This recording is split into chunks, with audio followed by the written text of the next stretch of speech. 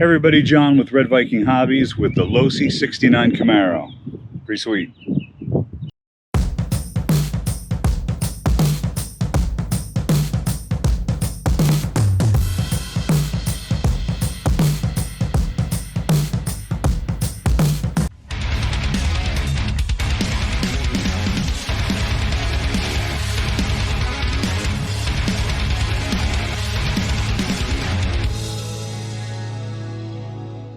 Hey everybody, welcome to Red Viking Hobbies. I'm John, and today I'm with the Losi 1969 Camaro, and it is beautiful. I have to tell you, it was a very exciting unboxing because it's a 1/10 scale replica of the car, and it's quite accurate.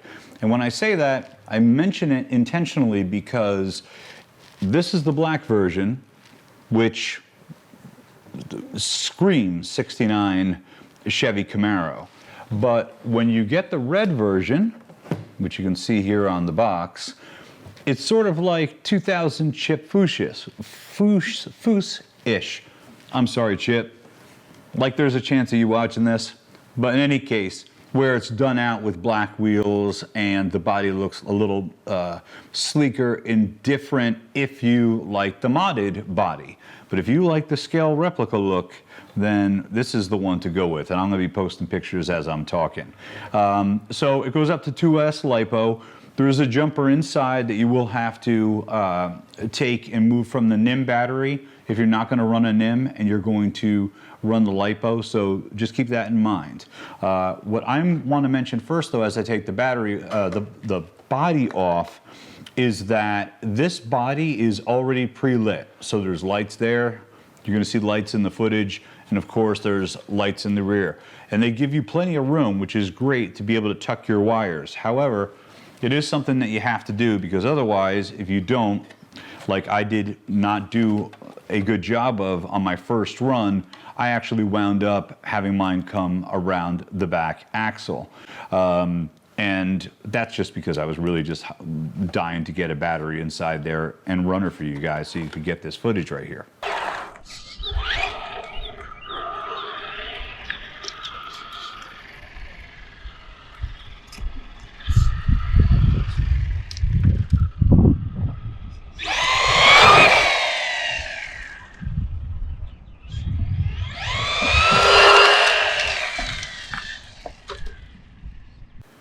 In any case, the body is beautiful. This one has already been run, and so it's already been a little bit scratched up. The turning radius isn't phenomenal, I will tell you that off the bat.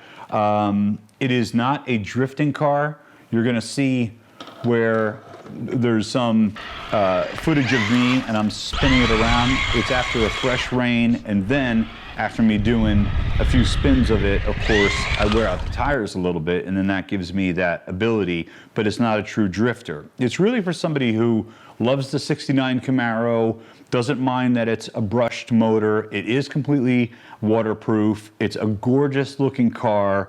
It's an old Vitara chassis build on it, so as far as the build goes, it's not extremely new for the chassis, but it's a very, how should I say, a very capable chassis.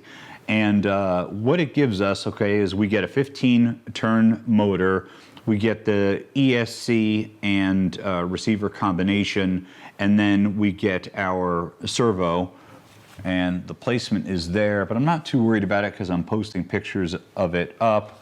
The on-off switch is here, but it is just taped down, so it can be moved anywhere you want to put it on the car if it's easier for you to reposition it. The travel isn't tremendous on the car because it's really not meant to be. It's really meant to stay low to the ground because of the low CG chassis that we have here. Again, mine's a little scratched up because we've been running her. And it's pretty quick actually for the 15-turn motor. I was quite impressed.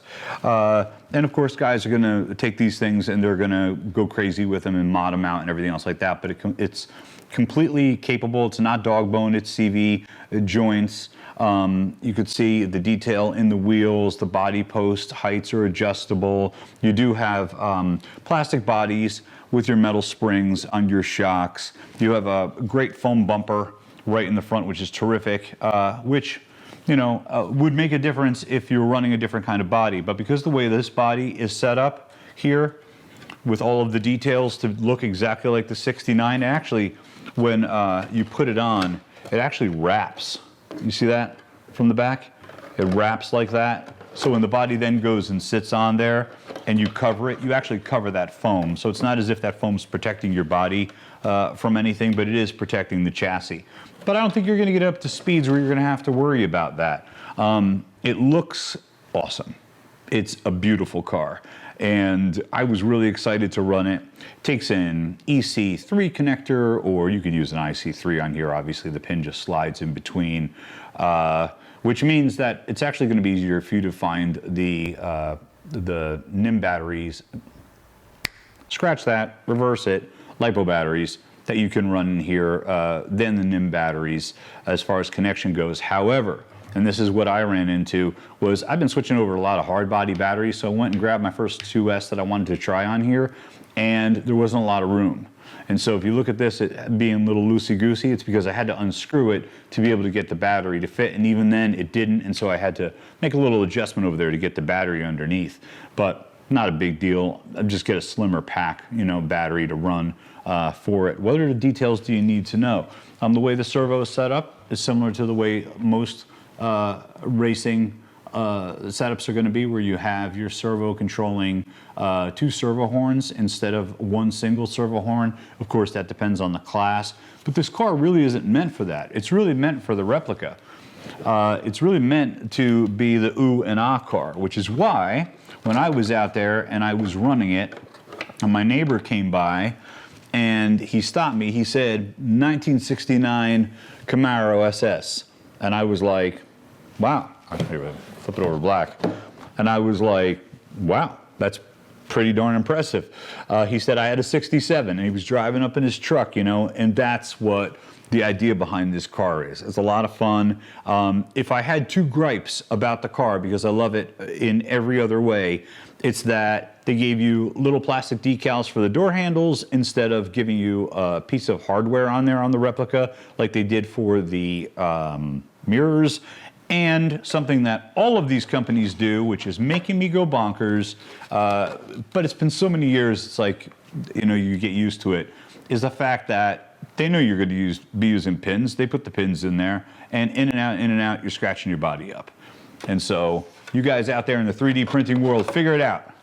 You guys out there with all your 3D printers, figure it out how so we can still use our body clips, but we don't have to scratch our bodies when we get them. We can pull those pins out nice, and then we don't have it going in to the spots on the bodies. Beautiful car, runs great. Check it out in the video. Really, really sexy thing. All right, John from Red Viking Hobbies. Please like and subscribe, and I hope to see you guys out there.